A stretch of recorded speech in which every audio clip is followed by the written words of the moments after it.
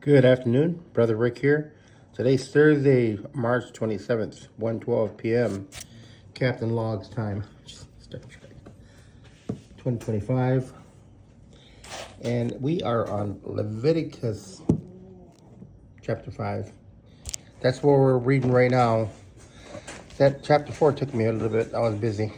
Speaking of busy, God bless. Hope everything is okay with my fellow earthlings. Friendly reminder to read your Bible. Very important. Seems like every day I live my life, I always find, whether at work, school, home, with family, friends, or strangers, the Bible seems more apparently relevant in retrospect and also in advice and helpings throughout the course of my life and my day. It's really amazing how we can wean things out and actually meditate on things as we go through things in life. Dealing with life in general, its complexities, its joys, its ups and downs, and everything in between.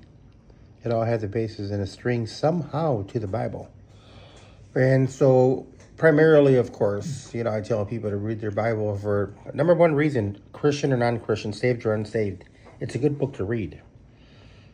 It's a history book. It's a poetic book. It's an advice book.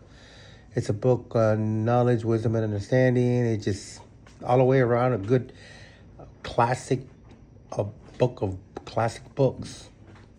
If you're a Christian, well, that's your manual. I shouldn't have to tell you to read it. Unfortunately, that's one of the main criteria that I use to spread the word in terms of doing my part in telling people to read the Bible. My target market is Christians. Why, Brother Rick? Why Christians? Because they don't read their Bible, that's why. And every day that I talk to people and I ask them, I am appalled. I mean, literally 40, 50 years in the church and they have never read the Bible in its entirety. Something is going on. Well, I know what's going on. It's a spiritual battle, of course, right? But specifically, something held people back from doing that. That's, to me, that's akin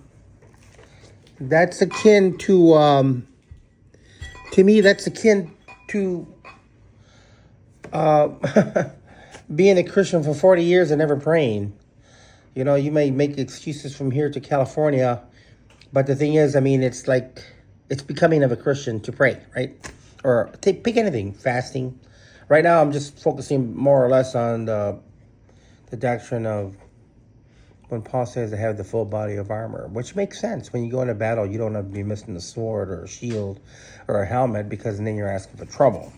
And the whole end game is to beat the enemy, not to let them beat you down so easily. So that's kind of common sense, really. I hate